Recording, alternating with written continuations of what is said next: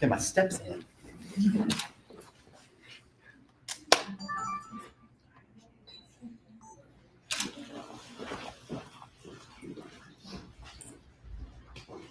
Okay. You can Take it away. take it away. All right. Everybody hear us okay on the microphone? Yeah. You do this? Symbols. Where we come? Right. Yeah, thank you all for being here. So this is the book release of Slaughtered Lambs, by It's C. so wonderful. Which, yeah, it's here, Slaughtered Lambs. By author C.J. Brody, who is also just James Christopher. Yes. Do you want to talk about why you use a pen? Yeah. So I'm going to be doing a lot of kind of publishing, going back to sort of my old scripts and things like that. And one of the things I was thinking of, I always have Jason in my head when I think about stuff, brand positioning. And I've got like the Christmas novel out under Jim Christopher, and the festival's under Jim Christopher. And so I didn't want someone to think this would be as warm and fluffy as A Chance of Snow. And then a woman dies from a rattlesnake bite on page 15. And it's like, whoa, this is a way different thing. So I was just trying to kind of position myself where, like I have the Where Bitches stuff up there, Curse of the Furbies, also under C.J. Brody. So it's really all about having an expectation of what you're going to get depending on what name. So like I'm not like trying to hide, like I'm not Batman or anything. I'm just, Or you are? what if I was Batman? Where are the, sorry, where are the other drugs going?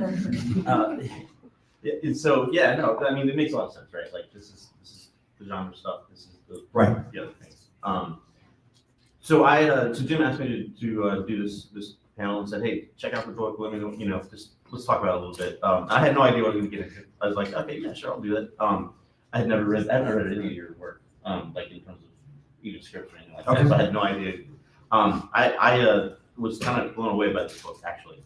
It's a horror novel, but it's also like a really interesting examination of like religious trauma and sort of how people who have grown up in very strict religious environments kind of cope with that as they become an adult. And yeah. Orbit. Cool. Sorry. No, you're good. But in terms of like the actual story, why don't you give me the elevator pitch? Okay, yeah. So it's based on an independent film we did like 15 years ago now. Jason, 15?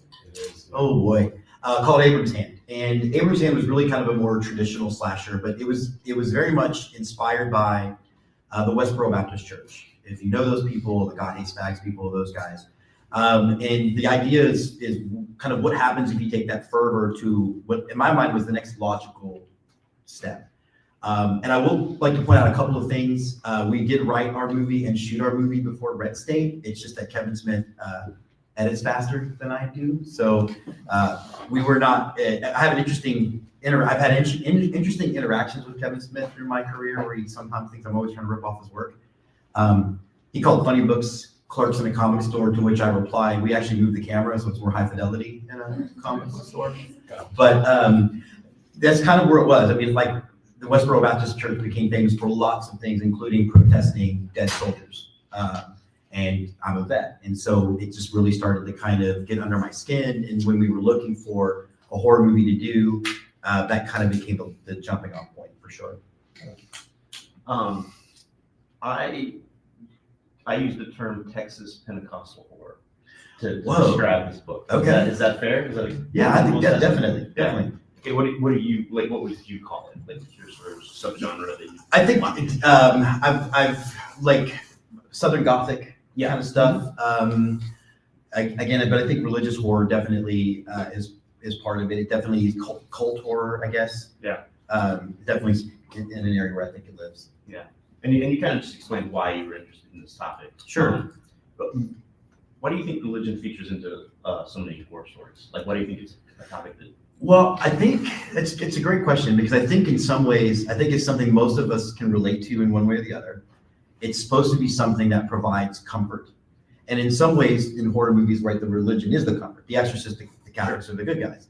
But I also think that anytime you get stuck in something where you're kind of being pushed, an ideology is being pushed on you, it's not that big a leap to take it and twist it just a little bit and turn that thing that you believed into of becoming something that can be very evil in your life. And so I know we're gonna get into that part, but the book is not like anti-religion, No. it's anti one specific viewpoint that doesn't allow for free thought anymore. Right, and very cultish in nature that. Definitely, definitely there is, like I'm a political moderate, right? So I don't like purity tests of any kind. And this is really kind of examining a group of people that if you must believe 100% of what they say and believe, and if you don't, you're doomed. And that's kind of what the theme was. Absolutely. Opening pages, literally first 2 pages. I felt like I was reading a Landman novel. You were describing, literally describing East Texas the way that you see it in that show, very vividly. And in fact, I would argue, like, your descriptions in general are very, very clearly set up these things, these scenes, with like a sense of, I know exactly where I am. I can see it. Right. How do you approach that? How do you approach writing descriptions? Well, it's weird because, and I was talking with some people about how like it's different than a screenplay, right? Where it's got to be you have to be much more detailed oriented when you write it. Whereas a screenplay, you kind of can just say West Texas, East Texas, and then we're off and running. But Texas is a big place, and change of geography is a part of the book. And so I really wanted to paint how different the desert of West Texas is versus when they end up in the sort of piney woods of East Texas. And if you've ever been to West Texas is beautiful, but it's also hard. And the people that live in West Texas and make it, it's a different kind of human.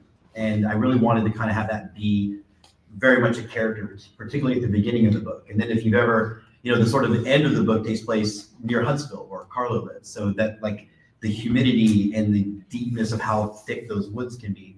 I think people have an image of what Texas is. And I think most of people think Texas is the West Texas part. They don't think about how dense the East Texas is, the piney woods and all that stuff. And so I really wanted the elements to be part of what was kind of driving how the story was evolving.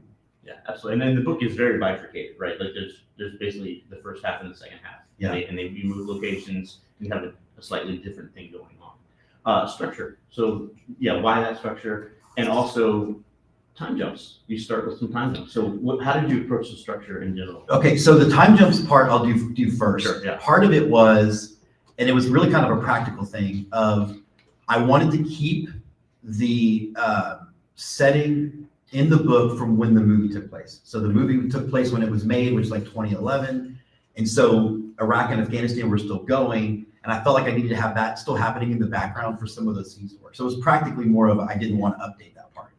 And then again, I wanted it to kind of feel a little bit jarring to make it feel like we've established this one space at the beginning and now everybody's in something they don't quite understand or not familiar with when we get to the majority of the book, which is when they're on the actual retreat in East Texas. But the time jumps, I wanted to kind of, not just the whole idea of one of the wars to still be going so I could have the funeral scene, but also to really establish the fact that some of these towns in West Texas have been in danger of blowing away for decades. And I kind of wanted to paint that part of it. And then having this religion we made up really show that it's been rooted in this community for not just 5 years, but for decades. And that was a big part of it. Fair. Yeah. So let's like take just a step back and talk a little bit about the setup of the story, right? So we have this town, Sure. New Eden, in West Texas, and we have this church, and we have this pastor who runs the church, and then there's the children of the church. I think Right. who are really kind of our main characters, our main protagonists. And then there's another form of evil besides the cult, right? There's a second sort of form of evil, and these things sort of end up coming and intertwining together to lead to the end of the book. Right. But really, we're following these kids as adults, as we time jump to them as adults for the majority of the book, as they return home. Right. And with lots of trepidation, I would say. Mm-hmm. So that's basically the setup, yeah. Sure. Yeah. Basically, the setup is, again, like you were saying, we have these 7 friends. 6 of them all go out and go to college, and they experience new things, and one of them doesn't and becomes very enwrapped in it. And then out of a sense of obligation or a sense of, we could put the church aside, let's go see our friends again. They end up kind of reuniting for this event, and things start to go really, really wrong. And part of that is couched in the fact that a lot of these people either can dismiss the faith they've grown up with, or are almost like really hostile to it. And then how that counteracts when you've got someone who, like we mentioned Jack Chick comics, right? So I don't know if y'all know what Jack Chick comics are? You're right. So they are these incredibly hardcore, right-wing comics about death, destruction, and God's coming back for revenge, that kind of thing. And so, like, I kept including those in the book because I was like, that's where these all guys went, and they met different people, and they learned different things, and they had different experiences, and in some cases found different faiths to follow. He never did, and how that kind of interacts with each other was a big part of the conflict. Right, and each of these characters sort of represent different experiences that someone who like stepped away from that would maybe go through, right? Right. So and they come back with their own different versions of adulthood, as we all do. But like it was there. What I really liked about this book in particular is that those 7 characters, or 6, I guess, represent, well, even 7, even Zach, yeah. Represent the different ways that as you grow and sort of like start questioning or don't question, people turn out the way they turn out, but you did a really good job of like exploring different avenues through these characters. Thank you. I mean, yeah, it was kind of important. And the other thing too is I wanted, Zach, for as much as he is this closed-minded, incredibly right-wing, still very much controlled by this faith, I kind of wanted him to still be sympathetic and tragic. Like, so much of why these friends decide to, like, they've moved on, but so many reasons why they go back, and in some cases is to like kind of rescue this kid and try to get him out of this really small dying community into a world that's much bigger. And I know it's like the cliche to say that you want sympathetic, I wouldn't even call them a villain, but you want sympathetic characters even if they're not necessarily good people.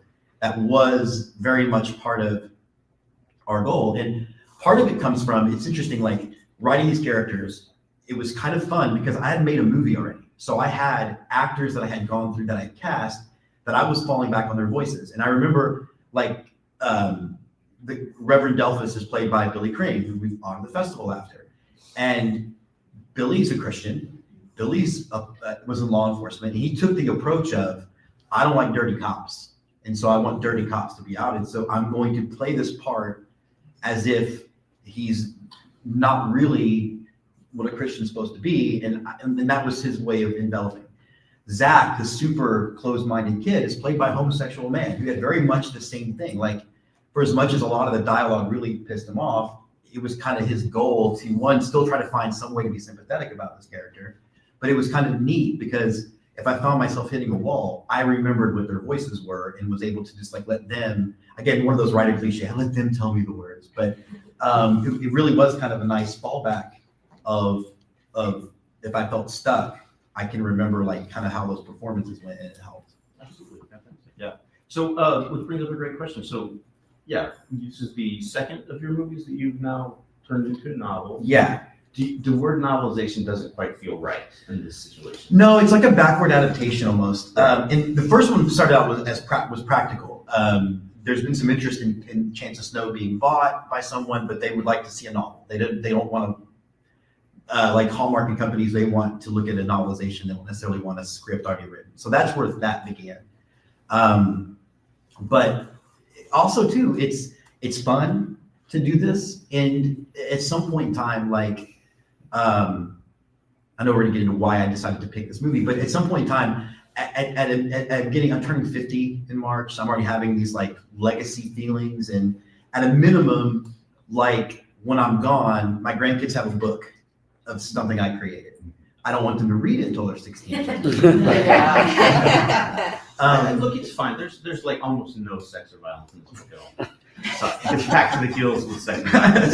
If you don't like sex, oh boy, maybe step somewhere else. I have a rule like every 4th page, somebody better get penetrated one way or the other. True story. Oh, I've got to have it. But it's the kind of thing too where like there are spec scripts that I wrote that did really well but never sold. So I'm adapting one of those now too. And part of it is like I always start with long form synopsis anyway. and I adapt that when I'm writing a screenplay. So it's almost like I just went back to kind of an earlier stage in the writing process to kind of like Marvel timeline it, right? Like I didn't go back in time, I created a new timeline. So you alluded to it, so I'll just ask, so why this story? Like this story has a lot of applicability to things going on in our country right now. Was that part of why, or did you just, like, why did you come to do it? Because you've made several movies, like a ton of movies. Yeah. Why did you say, I'm gonna make a novel out of this? Well, I think, I don't know that, one, I think I've always been somewhat dissatisfied with the movie. And part of it is, it's the fourth film we made, and I didn't know I still didn't know what I was doing. Like, it was our fourth film, first horror feature, and we all like busted our ass, and like the shoot was grueling. But like, for as much as I hate it, I understand George Lucas like looking at the first Star Wars and being like, I'm so much better than I was in 1977. I'm going to go back and fix things. And so kind of it was based on that. And so I felt like if I went back and rewrote it, the work at minimum would stand on its own. It's not going to be interpreted by, we had a continuity error, or an actor couldn't show up, so we had to rewrite some stuff, or an actor was mad at me and decided not to be good that day. Like, whatever, whether it's good or bad has everything to do with it being me, and not any other thing that creates like a barrier entry to the story. So that was a big part of why. And then this story has always kind of meant something to me. I probably will, like some of my rom-com stuff, I probably will go back and see if there's, I think, a market for it. But that's the other thing too, is there's a market for it. So that was, Sure. Yeah. Absolutely. Back to Jason and Brandon. Right? branding. So, Branding. you said something to me yesterday. That you said I was surprised at how pro-Catholic this book is. Came out. Yeah. And you've got characters like Mary and Joel who their journey. Mary becomes a Catholic. That was not intentional, Right. although it was. Like, right, but It's not like a Christmas movie where everyone's named Nick or Chris or Holly. Although you have a lot of religious names. I was gonna say. I did go to the Bible for all the names. That's true. Yeah. Yeah. Mary, Sarah's actually. Yeah. Yep. But her journey in particular is she still wants the comfort of faith, just not the strict cultish sort of version, right? Is that fair to say? That was it. So one of the cool things about it was I got to make the characters a lot more three-dimensional. And again, I didn't want the book to come across as anti-religious. I'm very much still Catholic, although as an aside, I went to Catholic school. I teach in a Catholic school. And my mother asked my wife why none of her sons stayed in religion. I'm like, what? As I'm a priest, what do you expect? But anyway, it's not therapy. It can be. Fine. Plus, she doesn't know how the internet works. She knows things. But I wanted to present. The other thing too is like my mother-in-law grew up Catholic but left pre-Vatican II. Are there any Catholics in the room? So you know when I say pre-Vatican II, you know what I mean, right? Like it's a much different religion than it was pre-Vatican II. And so I wanted to paint the picture of something that was kinder and gentler, and one that is less like there are like the phrase cafeteria Catholics. Like I would consider myself a cafeteria Catholic because I am pro-choice. I'm also pro-death penalty. I say take them out of both ends, yes. But come on, that's fine. But y'all laughed at the penetration joke. Okay. So no, I wanted to paint something a little bit kinder and gentler. But the other thing is for a lot of really, as my grandfather used to refer to them, Protestant religions, Protestants, but a lot of like super evangelical ones, there's a like hatred of Catholics is like way up there. Like if you go out to West Texas, there are billboards telling you why the Catholic Church is wrong. It's crazy. And so I knew that when that reveal happened, that would be a natural flashpoint for one of the violent scenes in the book. So, so that was a big reason why. I also thought it would be kind of disingenuous if all 6 of them left town and all 6 of them gave up on religion altogether. Like that just isn't, I don't think how it works. Right, exactly. So you've got like the Tim character who does it enough for his mom to be happy. And then, yeah. No, that's great, yeah.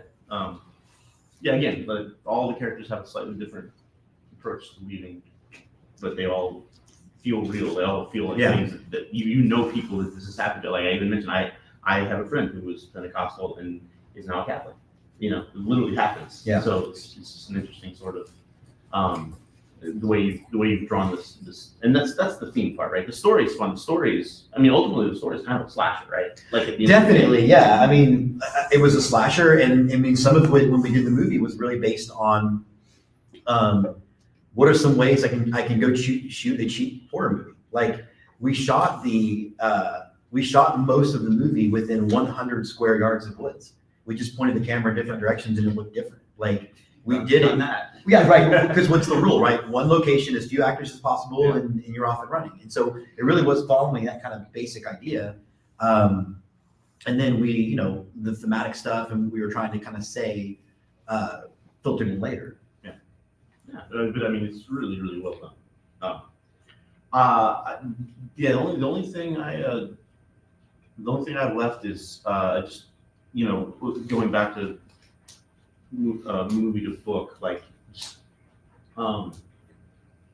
you've talked a lot about it, but like, is there anything interesting about that process that you haven't covered? Yeah, because, you know, everything about the screenplay is like efficiency, and it's limited to what you see in here. Like you're not supposed to do things like internal monologue unless you have a voiceover. You're not like internal motivation it's not, if you function it correctly. And this is one of those things where I get real specific about, because I spent $40,000 getting a film degree, and damn it, I want to be writing on something.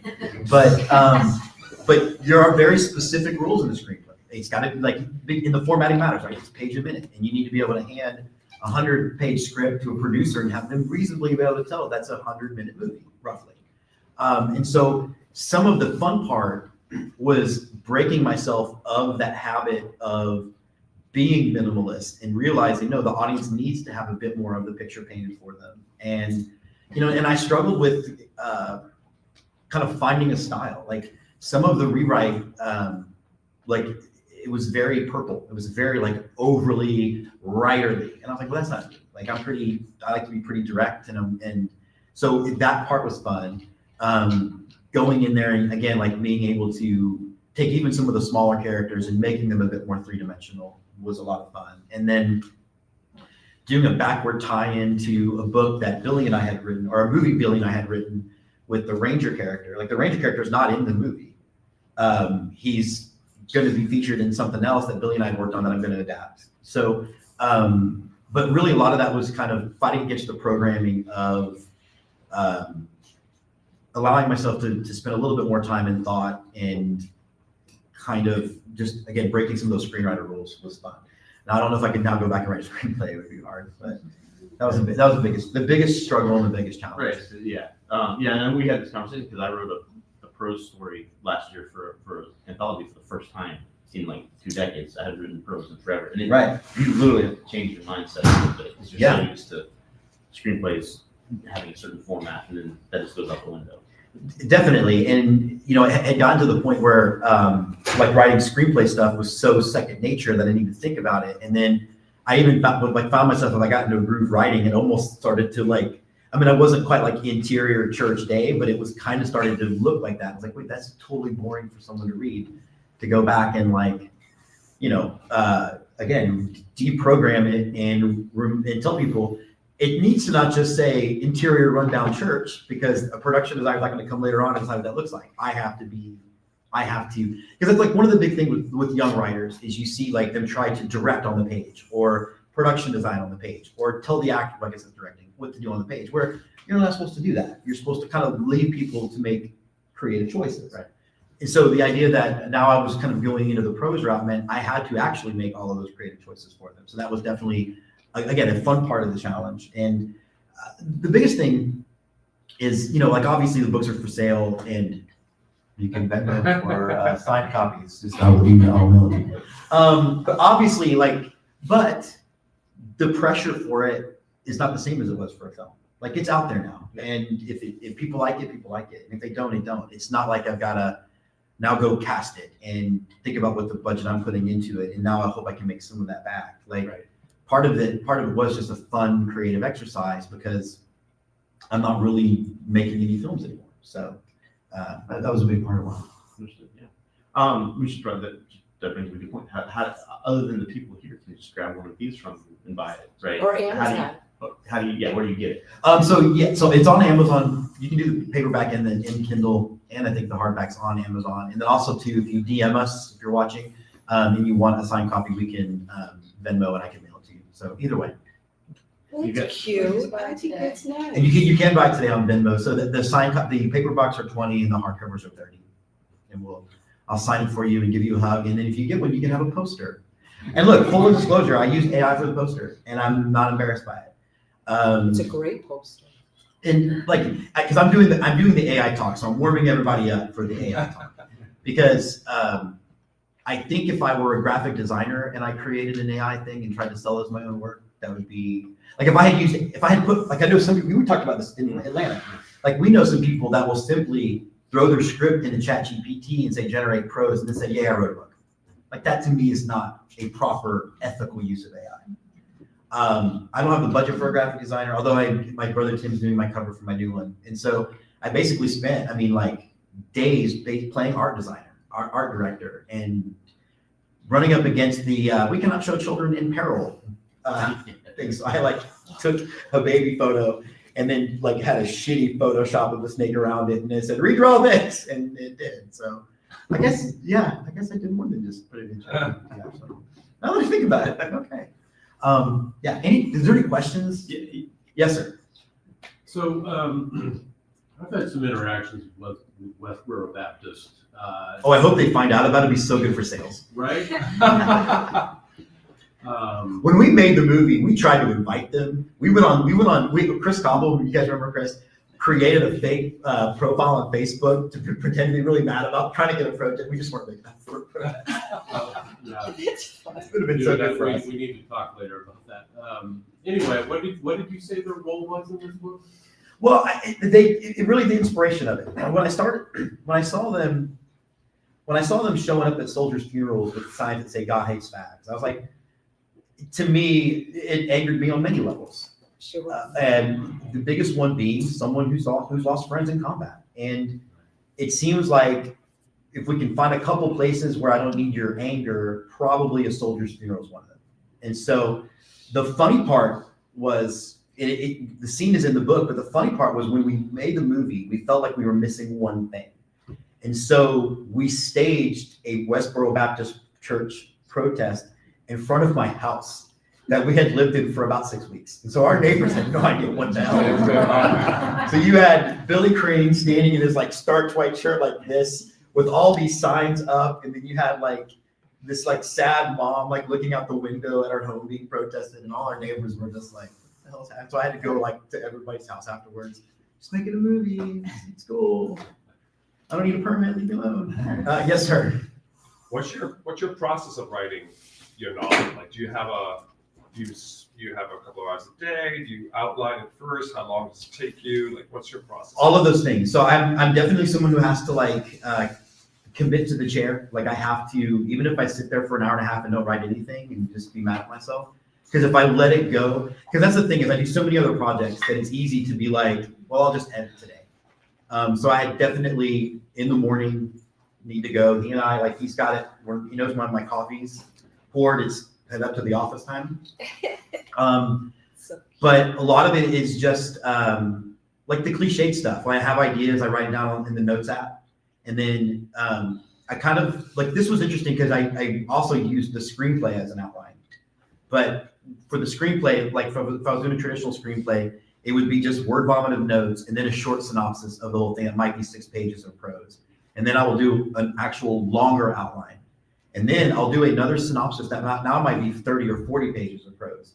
And then another outline, and then I'll go to the script at that point. So the script itself kind of writes itself at that point because everything's kind of been done. But for the novel, it just kind of definitely a micro outline that got bigger and bigger and bigger. The other thing that I'm jealous of people who can sit down and just write and it makes sense and get there. But I have to know the end before I can even start. I'm too ADD for any other way. So discipline, I was thinking about this, if I had been in the military, I never would have done any of this stuff because it's so much discipline for me to get it done is required. Mhm. Did that answer your question? Yeah. Yes, sir. Do you feel like your perspective on any of the themes of the book, like religious abuse or Westboro Baptist Church or Texas, has that changed since working on the film while you were writing the book?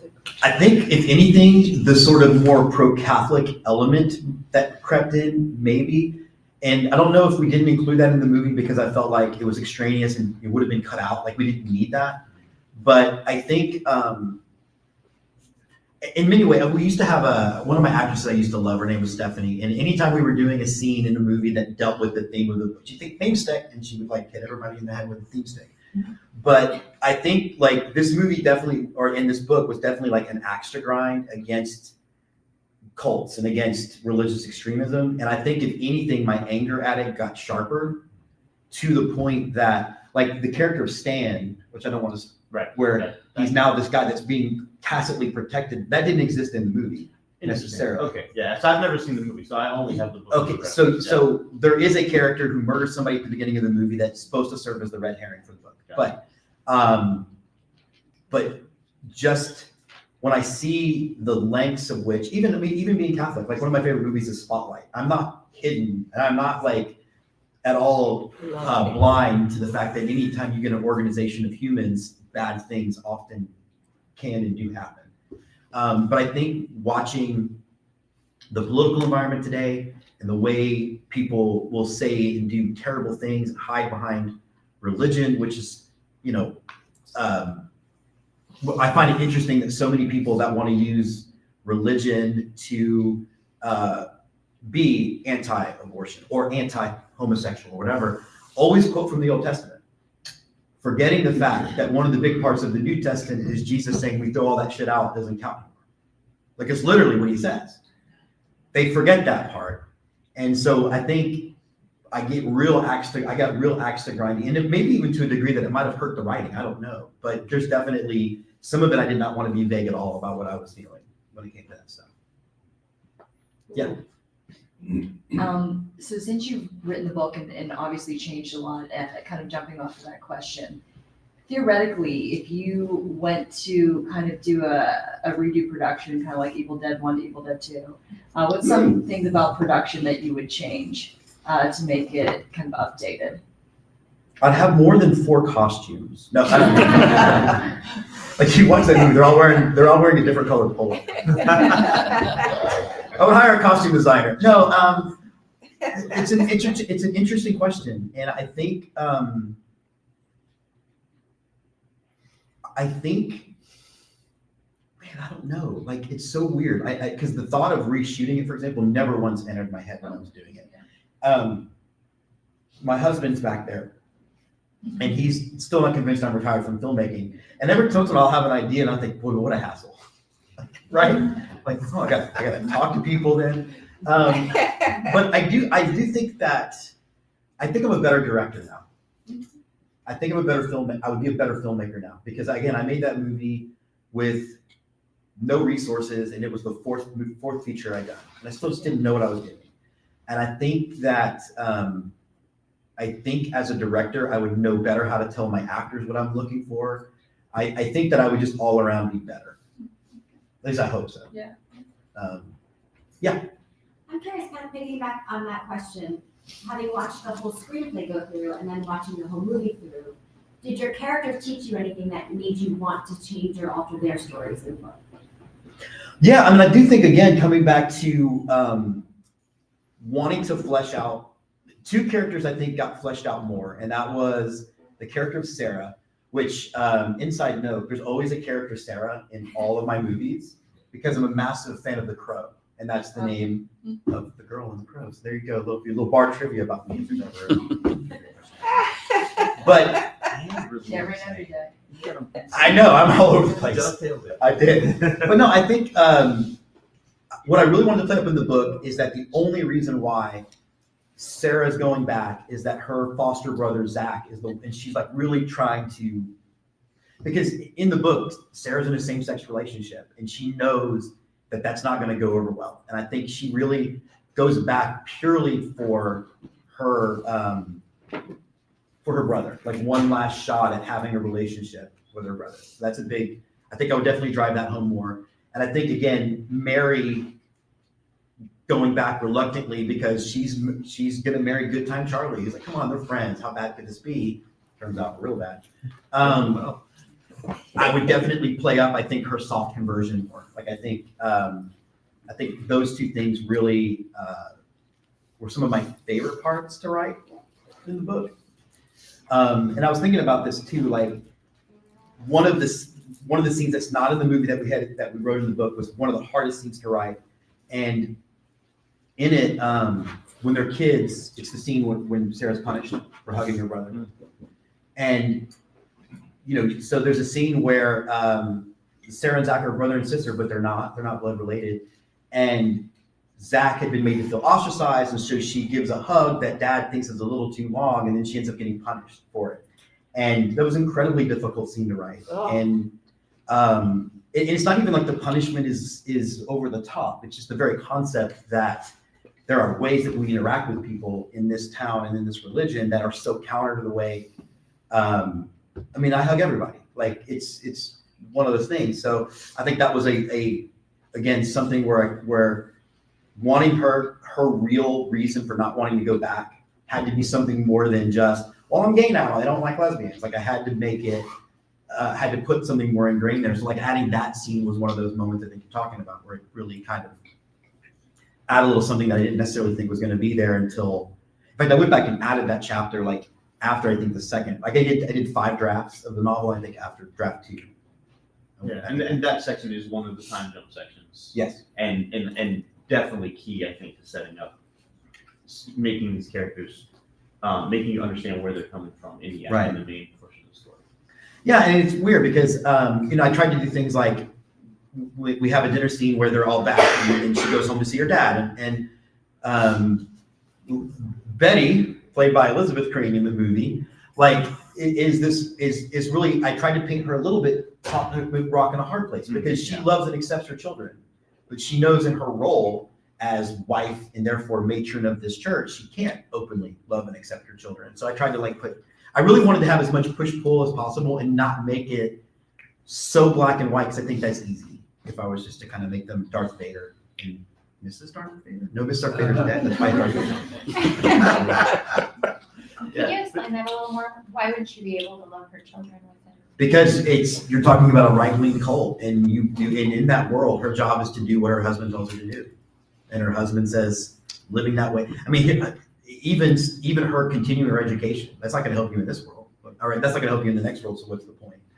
And so I was really, again, we're looking at a very like right-wing, patriarchal, and if Malachi says it's wrong, then it's wrong, and you don't go against your husband in that faith. So all the little she has like micro rebellions, and she's still showing her kids that she loves and accepts them without overly challenging him. Okay. So having a screenplay and then having a feature finished would be really weighty for me. Going back and revisiting that would have a lot of mass and momentum. It'd be hard for me to know what to change about that. Coming to rewrite it as a novel, I often have trouble navigating that. So how did you, when you went back and you revisited the material and said, I'm going to write a novel, how did you know what was right to change? Or how did you make the decisions? It starts with a deep sense of self-loathing. Yeah. I pretty much hate myself. You know what it was? It was honestly Jess was really good, was a really good resource for, because what I love about my wife is she's incredibly supportive, but also incredibly honest.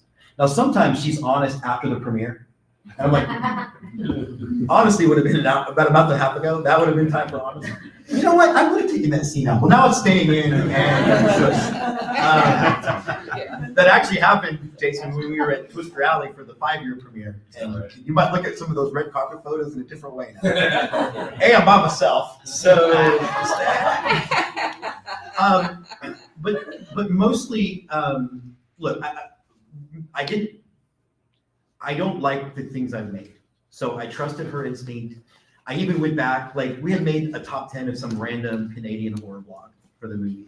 And I've gotten to know the writer. And so I kind of went back to him and was like, he rewatched it, like and we kind of agreed that the skeleton worked, the beginning, the middle, and end worked. And so a lot of what really was just kind of removing things that felt extraneous or deepening moments that if I had just kept them the way they were in a novel would have seemed shallow and kind of just afterthoughts. But a lot of it was me really just relying on a couple of people that I knew had no interest to tell me it was good just because, Right.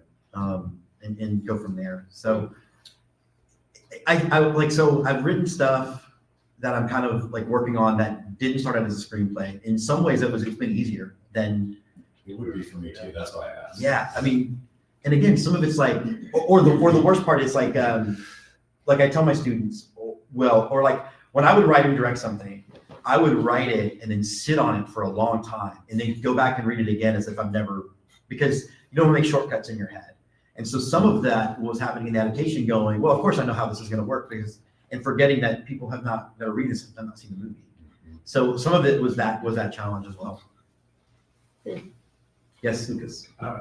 Technical question. So I'm toying around with novel writing as well, and I find it really difficult to decide sort of past telling or present voice, or sort of omni-aware and third person and first person, and what are the benefits of each. And I actually tried to write a chapter in the past form and the present form.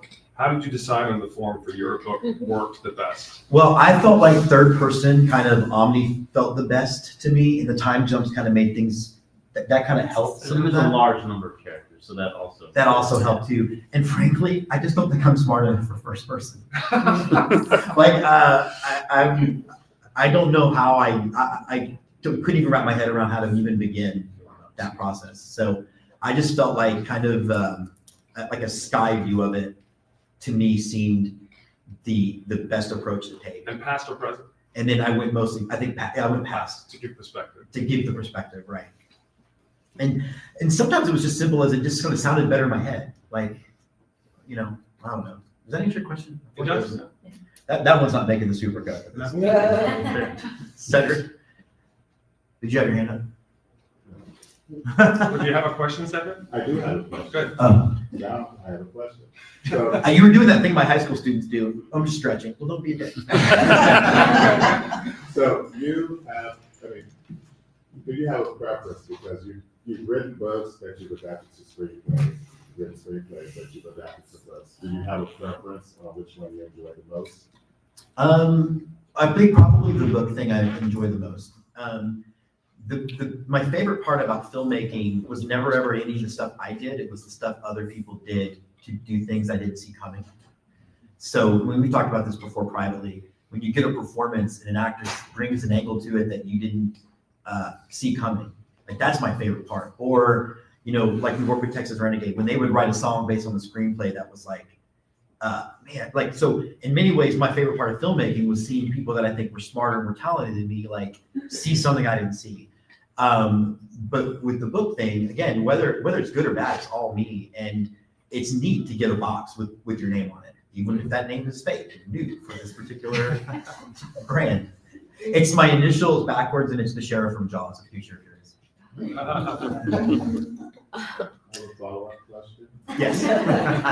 Yes, I might write erotica, and no, I'm not sharing it. You can make so much money writing bad erotica. I even got his name for it. I'm not gonna.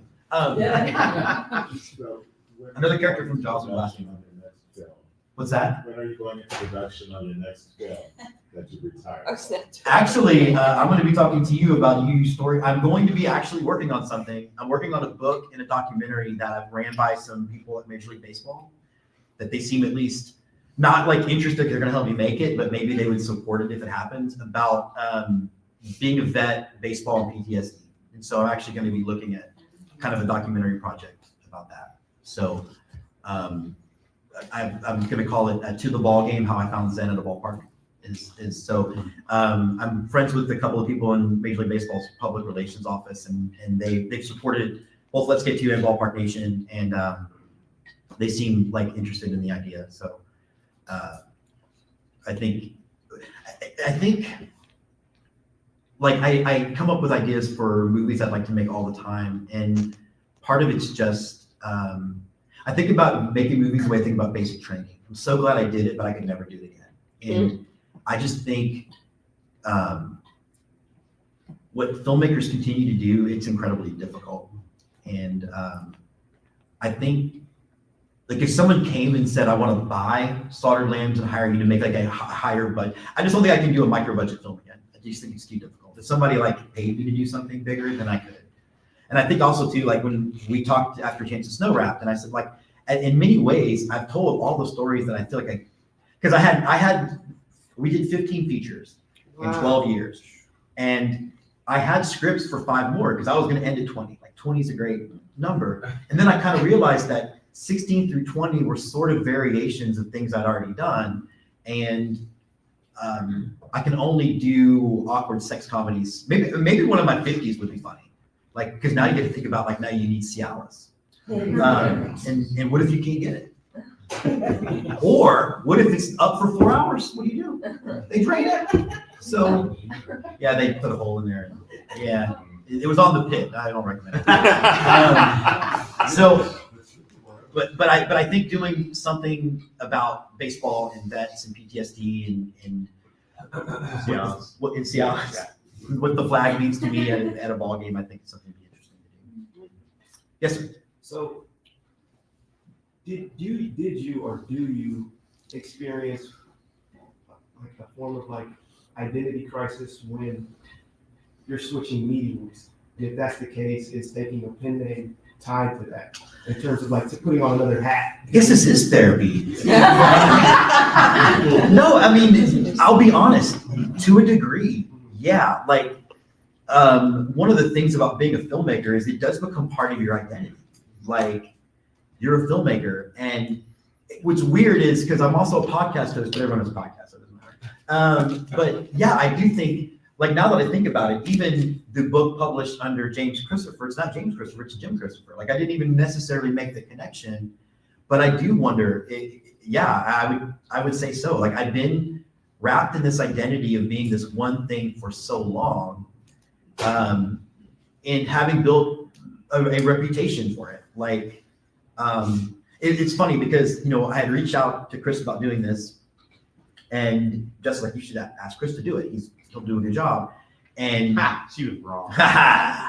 And he wrote back this amazing text message, and my response was, I'm just glad you didn't think it sucked. Because I don't know, like, I had built a reputation in the indie film community where I think people at least had an expected quality of work from us. And we played festivals. Everything got on Amazon in one way, shape, or form. So this really is like what flying without a net right now. And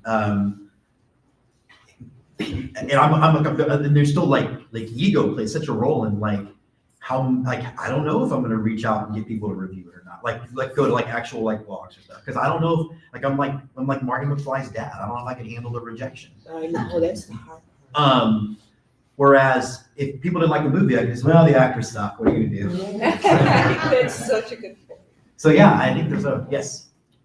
Did you find that converting it to a novel was kind of a freeing experience? Like, we drilled into our heads, you know, like, be succinct, don't have sentences more than like 12 words and don't have more than 3 lines describing it. Now you have the license to like expound upon whatever you want without getting pedantic, but you have the freedom to explain everything. Once I got used to it, yes. At the beginning, it was hard. Like we were saying earlier, like it was difficult to break all these rules that I had.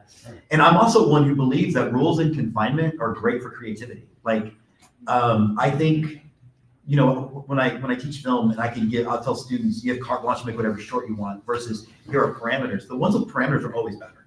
Yeah. Limits are a good thing. Self-imposed or not. I'll tell the story where we got an angry email from a script that we rejected. And the guy accused us of not even reading his script and all of this stuff. And so I decided to be honest with him. So I wrote him back and I said, look, you had 4 judges on your script. You averaged 5 out of 10. You wrote a 177-page action comedy that's supposed to feel like Magnum PI. It's slow. It's boring. You're using antiquated formatting techniques, so I don't even know how long this movie's supposed to be. Would you like me to go on? And it hit send. And he didn't write back. But if that guy had been smart, he would have said, okay, I'm working in this genre. That parameter is no one's going to sit for longer than maybe 110 minutes for this movie. Therefore, I need to have those parameters. Whereas a novel could, anybody who's read Stephen King, go on forever. So yeah, on the one hand, it did become freeing, but then on the other hand, I feel like people get tired of my voice, so I was wanting to still kind of maintain as much like narrative economy as I could. Well, you keep it interesting, that's all, I mean, so even if it's a little longer, it's like. Yeah, I mean, I hope it's interesting. I'll tell you after I read. It's any other questions? Okay. Well, thanks for sitting for this, guys. I appreciate it. And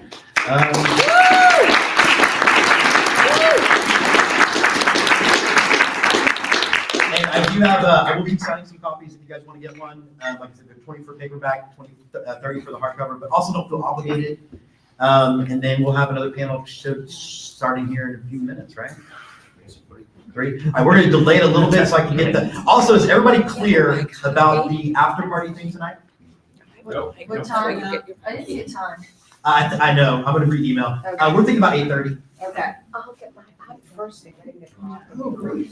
So, Oh, that's. you'll mail it? No, I can get you an. I don't know if I would be the answer, but I'll be great. Oh, mail that. That's just, I feel like that's a quote that should be on your tombstone. That being said. No, I was talking to the camera. For people watching, I can. If you want to get one, I can. Venmo and I can sign it. Oh, okay, I didn't even look. No, Amazon, I get, like, Amazon, I don't get. Here I get all of it. Yeah, which is well, it's more like I just want to make just another short.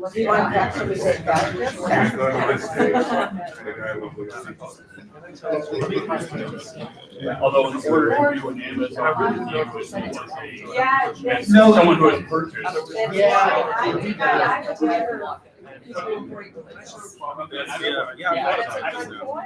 might just get the paperback, like grab the Kindle. Hey! Very. I might get a paperback. Congratulations. Oh, thank you. I think.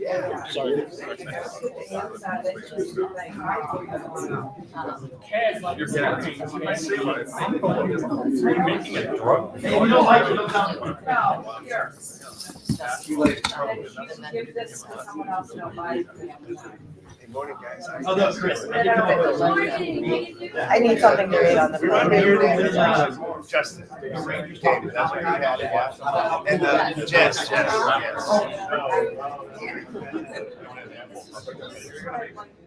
Good, that's really good. Why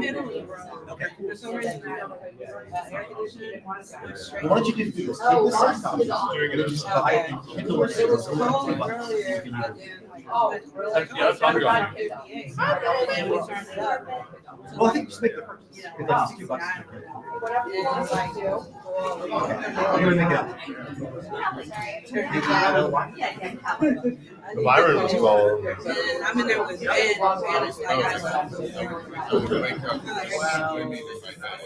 Kind of funny part is it's gonna be And like an hour later, it's like. Oh, we'll get those. I always have that. In the bed is Yeah. I'll have to see if I can get to Yeah, I found it. It's just, it's a weird.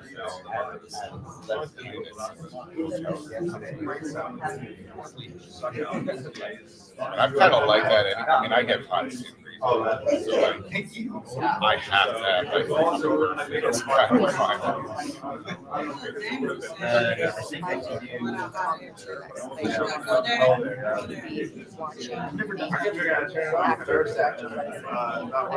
Volume. But he made it sound like it was blowing. Oh. I gotta have it. That was the only way to get rid of it. Just Jeff or Jeffrey, how do you quit drinking? And then Are you like